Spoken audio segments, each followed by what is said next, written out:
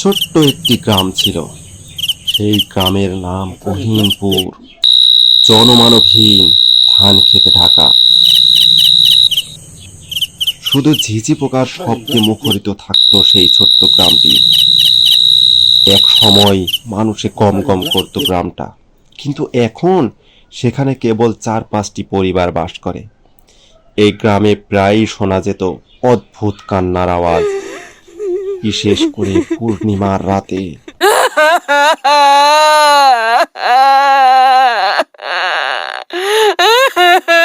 কেউ কেউ বলতো ওই কান্না এক নারীর, তিনি বহু বছর আগে গ্রামের পুকুরে ডুবে মারা যান। কেউ আবার বলতো পুকুরের পাশে থাকা ওই বটগাছটাতেই বাসা বেঁধেছে এক অভিশপ্ত আত্মা। এদিকে রিয়াজ ছিল শহরের ছেলে। সে একজন তরুণ লেখক। ভৌতিক গল্প লেখার নেশা তার অনেক পুরনো। একদিন সে ঠিক করলো বাস্তব অভিজ্ঞতা থেকে গল্প লেখার জন্য কোথাও ঘুরে আসবে। না, এভাবে তো আর হয় না। এই শুধু কাল্পনিক গল্প লিখতে লিখতে না, দেখি কোথাও একটু ঘুরে আসতে হবে বাস্তব কোনো কিছু লেখার জন্য। কোথায় যে যাওয়া যায়, দেখি তো ইন্টারনেটে একটু সার্চ দিয়ে কি হয় না হয়। এবার রিয়াজ ইন্টারনেট ঘাঁটতে ঘাঁটতে কহিমপুর গ্রামের কথাটাই তার সামনে এলো। গ্রামের রহস্য তাকে তীব্রভাবে টানলো। এই তো পেয়েছি, কহিমপুর গ্রাম। কি আছে সেখানে? নিশ্চয় সেখানে কোনো ভুতুড়ে আত্মা থাকতে পারে। এখানেই যেতে হবে।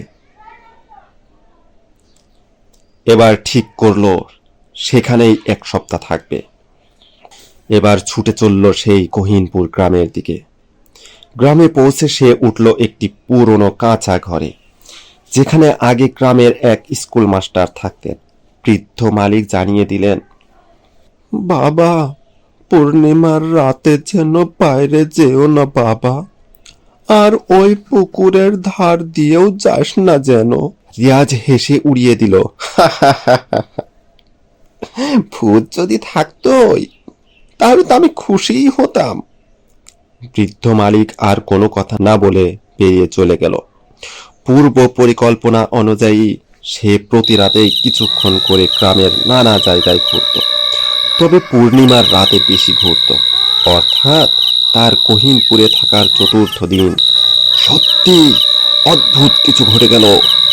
সেই রাতে চারদিক ঝলমলে নীরবতা, এত ঘন যে মনে হয় বাতাসও থেমে গেছে। রিয়াজ সাহস করে পুকুরের ধারে গেল। হঠাৎ করেই বাতাস যেন ভারী হয়ে এলো, ঠান্ডা লাগলো শরীরে। ঝোপের মধ্য থেকে এক নারীর মৃদু কান্নার শব্দ শোনা গেল।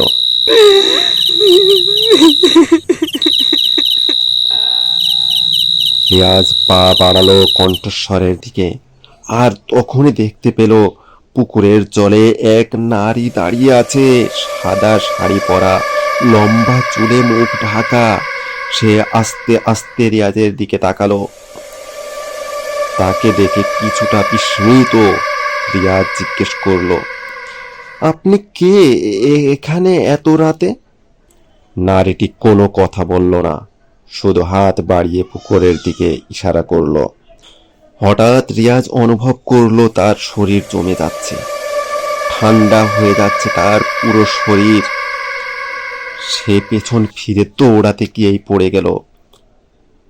উঠে দেখলো নারীটি আর নেই, কিন্তু বাতাসে এখনো তার কান্নার শব্দ ভেসে আসছে। এভাবেই পড়ে রইল। কিন্তু পরদিন সকালে গ্রামের লোকেরা দেখলো রিয়াজ ঘরের সামনে অজ্ঞান হয়ে পড়ে আছে। সেই ঘটনার পর রিয়াজ আর শহরে ফেরেনি। সে এখনো কহিমপুরেই থাকে। দিনের পর দিন, মাসের পর মাস চলে যায়, কেউ বলতে পারে না রিয়াজের কি হয়েছে। ছোট্ট বন্ধুরা, আমাদের গল্পটি যদি ভালো লেগে থাকে অবশ্যই আপনারা চ্যানেলটি সাবস্ক্রাইব করে বেল বাটনটি বাজিয়ে রাখবেন এবং কমেন্ট করবেন কোন ধরনের গল্প শুনতে চান। সবাইকে অসংখ্য ধন্যবাদ। ছোট্ট মনিরা, আমরা সব সময় তোমাদের পাশে আছি।